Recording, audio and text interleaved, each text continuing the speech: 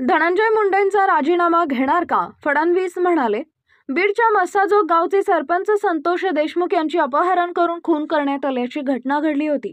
या प्रकरणानंतर वाल्मिक कराड चर्चेत आले होते। ते अखेर 22 दिवसानंतर पुण्यात सीआयडीला शरण आले।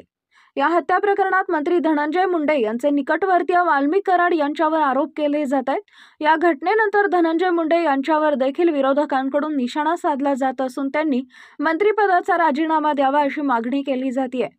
आता यावर मुख्यमंत्री फडणवीस यांची पहिली प्रतिक्रिया आहे।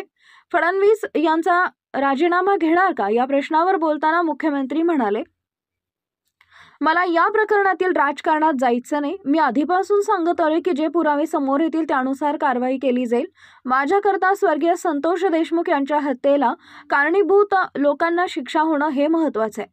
ते पुढे म्हणाले की संतोष देशमुख यांच्या हत्या प्रकरणातील प्रत्येक आरोपीवर कडक कारवाई करण्यात येईल।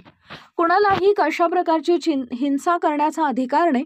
सर्व दोषी जोपर्यंत फासावर लटकत नाही तोपर्यंत सर्व कारवाई पोलीस करतील। संतोष देशमुख यांच्या बंधूशी फोनवर बोलणं झालंय। त्यांना सांगितलंय की तुम्ही काही काळजी करू नका। या प्रकरणातील कोणत्याही आरोपीला सोडणार नाही।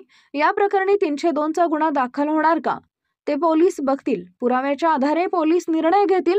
सीआयडीला स्वायत्ता दिलेली आहे। या प्रकरणातील सर्व आरोपींना शोधून काढलं जाईल असंही बोलताना त्यांनी स्पष्ट केले। दरम्यान वाल्मिक कराड पुण्यात सीआयडीला शरण आला। त्यानंतर त्याला केज न्यायालयात दाखल करण्यात आले।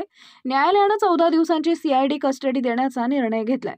नवीन अपडेट मिळवण्यासाठी महान्यूज या आपल्या YouTube चॅनलला सबस्क्राईब करा। धन्यवाद।